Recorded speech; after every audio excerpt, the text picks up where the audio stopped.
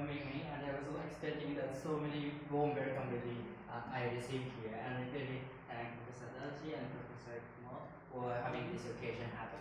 So to introduce myself, my name is Kenji Takahashi, and then I'm talking about the influence of Sanskrit, the influence of Sanskrit on Japanese language and culture, and then let's make a kind of excuse. Like I did not I was not expecting so many monks to listen to me, and it has to something really casual. So that I think that my lecture will include something silly. That it has to be something silly for me.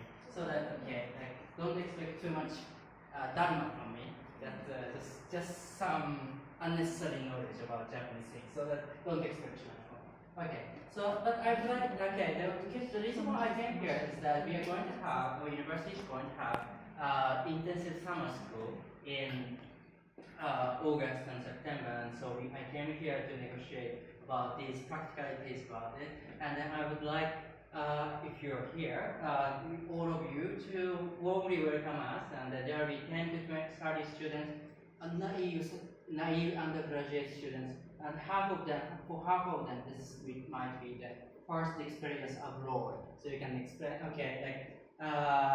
the reason why we choose BHU is that, like some foreign countries can be very wide, but maybe in BHU they might have a very good experience.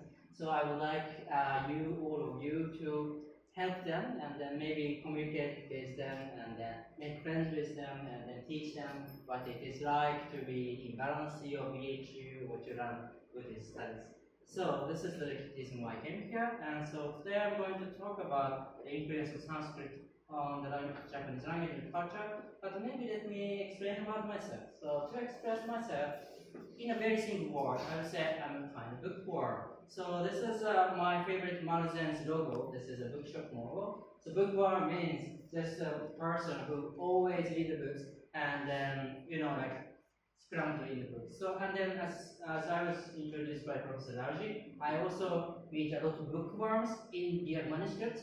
So like these are the traces of the bookworms eating the precious manuscripts of the Tokyo University Library, where I used to work here. So I'm basically kind of bookworm, so in the sense that I read a lot of manuscripts, I read a lot of books, and then, maybe to those who have touched manuscripts, you have it. You have it. It's a nice experience, but I also, whenever I touch a piece of manuscript, I sometimes destroy it. So that, in a sense too, it's a very fragile, so sometimes I kind of destroy it. So this is in a double sense, I'm a kind of bookworm. So, and then to say about my life, very shortly, I was first enrolled in the faculty of economics. I was interested in being a banker, being, something, something big. But now I found myself not very good at counting money. It's a kind of very hard job to do, and calculations. So, and I somehow my interest shifted to a modern thought such as Vivekananda and Gandhi. So that was my starting point of India. And I found that their thoughts are mostly rooted in the classical Sanskrit philosophy. So that's made me learn the Sanskrit. So I moved to the Department of Classical Indology and then did a lot of things in different universities. So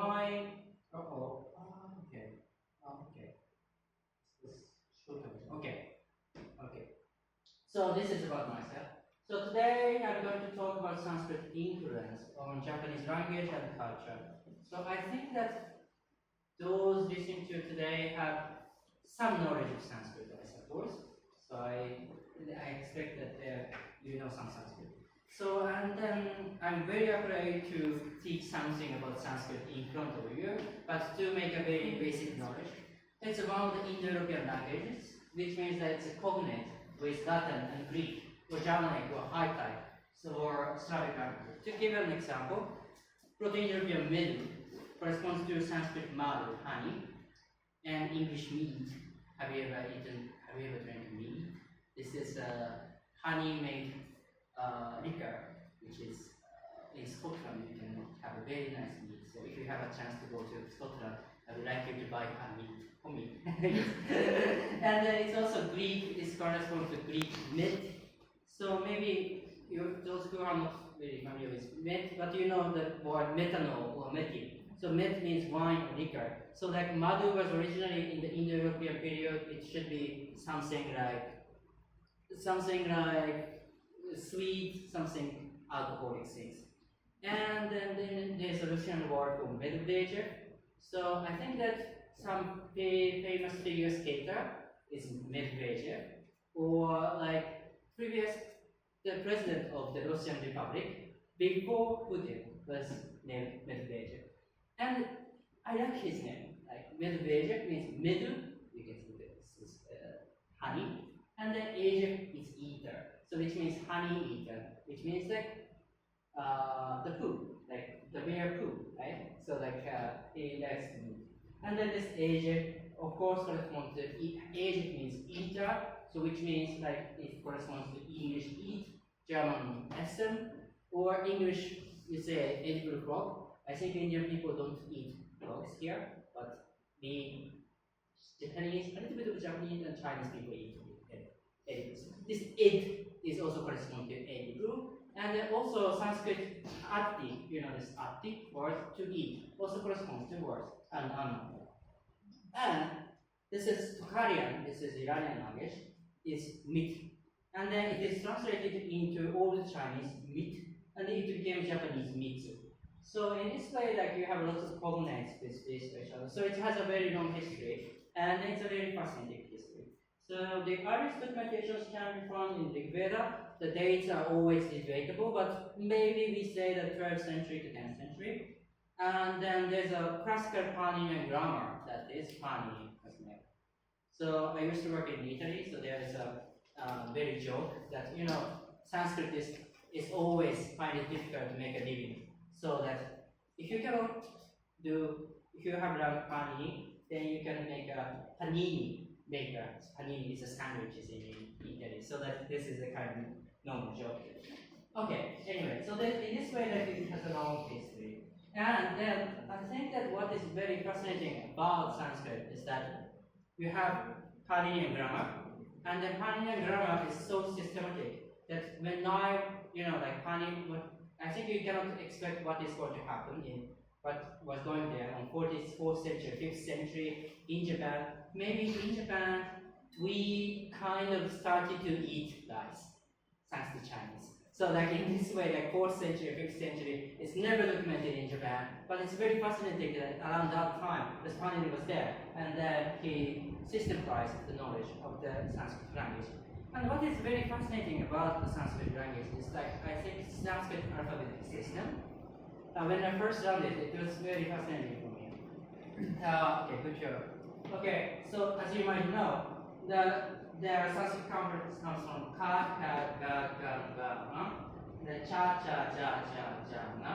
And then letterflex is the one of the words that Japanese find it difficult to pronounce.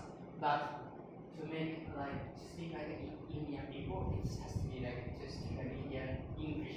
Ka, ka, da, da, na. I think like I do half of it. And then this ta, ta, da, da, na.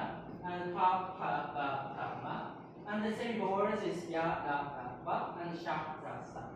And as you can find it, my Japanese pronunciation, I'm strongly influenced by Japanese pronunciation, so that I find sometimes difficult to pronounce this la and la properly, because in Japan we don't have that. So that there are some words that I cannot pronounce properly, or like ha. So this is going to be a hint for my next one. And as you might know, this system is so systematic that this ka and ka is like non voice, and then non voice aspirate ka, and then voice and non aspirate, that is ga, and voice and aspirate ga and na. And then in this way, and then the reason why ka, ga, ga, ga in the same row is that it's pronounced in the same position. Guto means like in the throat, that is good.